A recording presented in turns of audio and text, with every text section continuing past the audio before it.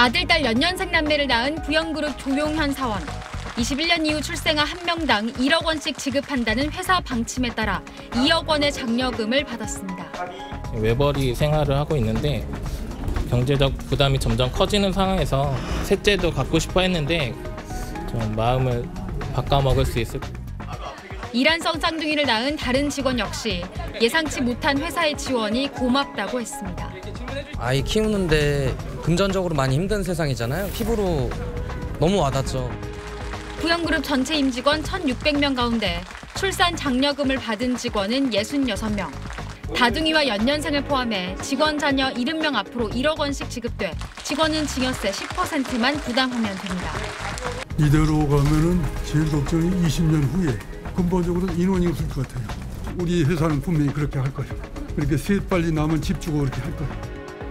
단일 기업 차원에서 지원한 출산 장려금 규모로는 최대 액수인데 다른 기업 참여를 위해 출산 장려금에 대해 면세 혜택도 제한했습니다. 개별 기업에 맡겨서는 사실은 한계가 있죠. 지불 능력이 어려운 곳에는 정부가 간접적으로 한시적으로 지원할 것도 검토해볼 수 있죠. 혁명적으로 지금 우리가 이 문제를 인식해야 되는데 너무 근시안적으로 하지 않냐. 과거엔 허무맹랑한 황당 공약으로 여겨졌던 현금성 지원이 이젠 현실이 될 정도로 초저출산은 심각해진 상황. 일가정 양립문화 정착이 뒷받침돼야 출산율 반등으로 귀결될 수 있습니다. SBS 재현입니다.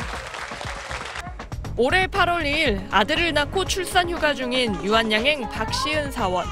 회사로부터 출산 축하금 1,000만 원을 받은 첫 번째 직원입니다. 만삭일 때 그 혜택이 나와가지고 다들 너무 부러워하셨어요. 부모님도 아기가 복덩이라고 너무 축하한다고. 유한양행은 지난 8월부터 출산 축하금을 지급하기 시작했는데 올해 1월에서 7월 사이에 태어난 아이들에겐 500만 원을 소급 지원했습니다.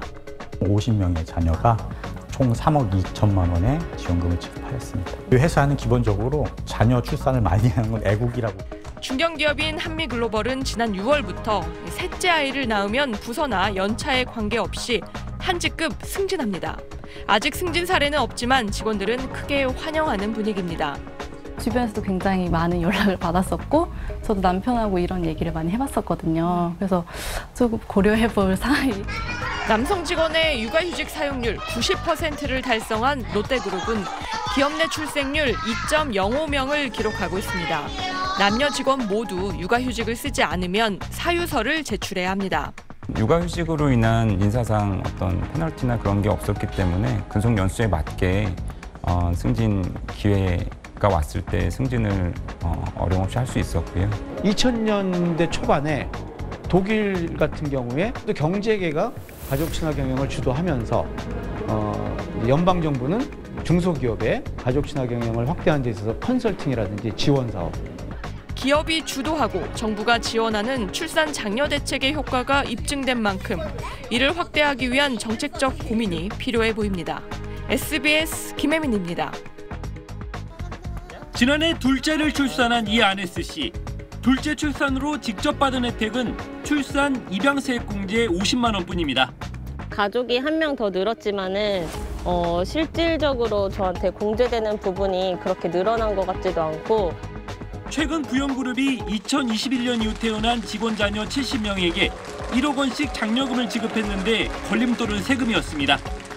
세법상 근로자가 회사로부터 받는 돈이어서 실질적으로는 근로소득입니다.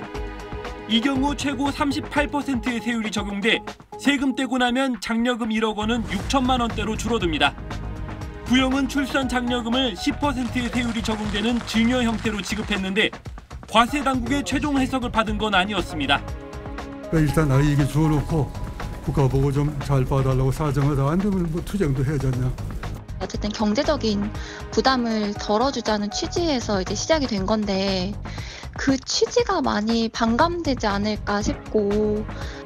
윤석열 대통령은 기업의 자발적인 출산 지원 활성화를 위해 세제 혜택 등 다양한 지원 방안을 즉각 강구하라고 주문했습니다. 기재부는 비과세 한도 확대를 포함해 세금 경감 방안 마련에 착수했습니다. 다만 형평성 논란 등을 두루 살피겠다는 입장입니다.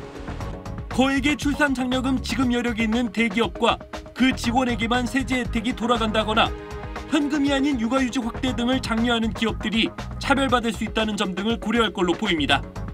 또 탈세 수단으로 변질될 여지도 검토해 개편안을 마련한다는 방침입니다. SBS 임태우입니다. 대형 카페에서 9개월 넘게 일한 A씨. 지난달 육아휴직을 신청한 뒤 대표 부부와 면담했습니다. 그 자리에서 대표 남편은 사직을 요구했습니다. 그리고 왜 이런 거 우리한테 다 퇴사해라니까 경고사를 했다니까 자 퇴직해. 욕설을 퍼붓기도 했습니다. 야 이 여기가 무슨 대기업이야 야 죽다가 죽었는데 야 네 남편 뭐라 A씨는 도망치듯 자리를 빠져나왔습니다. 제가 이 상황에서 다시 나가서 근무를 할 수도 없는 상황이잖아요. 저는 진짜 너무 두렵거든요. 대표 남편은 욕설한 걸 사과하면서도 경영상 어려움을 호소했습니다. 사대보험도 있고 연차 월차도 줘야 된다 해고 네? 그러니까 퇴직금이 10개월이면 안 줘도 되는데. 경찰과 노동청 조사가 시작되자 뒤늦게 육아휴직을 승인했습니다. A씨 경우처럼 육아휴직 신청을 거부당해 노동청에 신고된 사례는 지난 5년간 641건에 달합니다. 이 가운데 재판에 넘겨진 사례는 23건뿐인데 노동청의 시정 요구를 받아들인 업체 입장을 고려한 결과로 분석됩니다. 중소기업에서 10년 이상 근무한 B씨도 황당한 일을 겪었습니다. 회사가 육아휴직이 배제된 휴가 안내문에 서명을 요구했기 때문입니다. 전 직원이 사인을 했는데 저만 비동의를 했어요. 비동의한 사례가 제가 처음이었거든요. 이후 육아휴직을 신청하자 협박이 이어졌습니다. 돌아왔을 때 너가 있을 자리가 어디 있을까? 뭐 이런 식으로 얘기하고. 300명 이상 사업체 절반은 육아휴직 사용 실적이 있지만 업체 규모가 작아질수록 낮아져 5에서 9명 사업체에선 육아휴직 사용 실적이 고작 6%에 불과합니다. 영세 업체일수록 육아휴직을 쓰지 못하는 건데 그래서 육아휴직을 신청만 하면 사업주 승인이 없어도 자동 개시되는 제도를 도입하자는 목소리가 높습니다. 신청이 들어가면 승인이 없어도 자동 개시될 수 있는 조항으로 변경이 돼야 된다. 육아휴직 미이행 사업주에 대한 제재 수위를 높이자는 주장도 있습니다.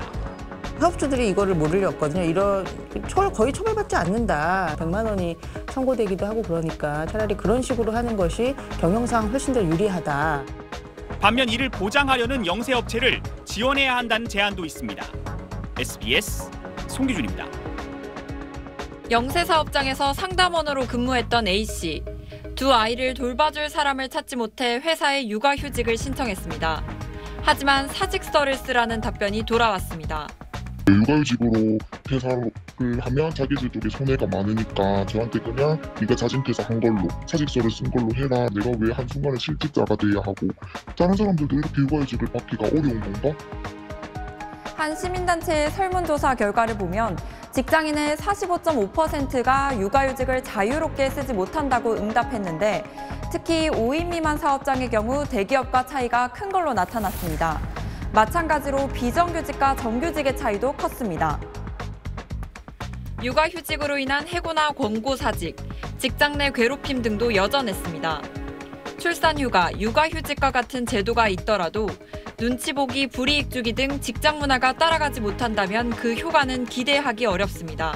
평균 이상 우수적으로 하는 데는 인센티브 제도를, 평균 이하의 기업들에게는 과태료 조항을 과감하게 해야 육아휴직 사용이나 불이익 차별을 해소하는 데 가능하다고 보죠.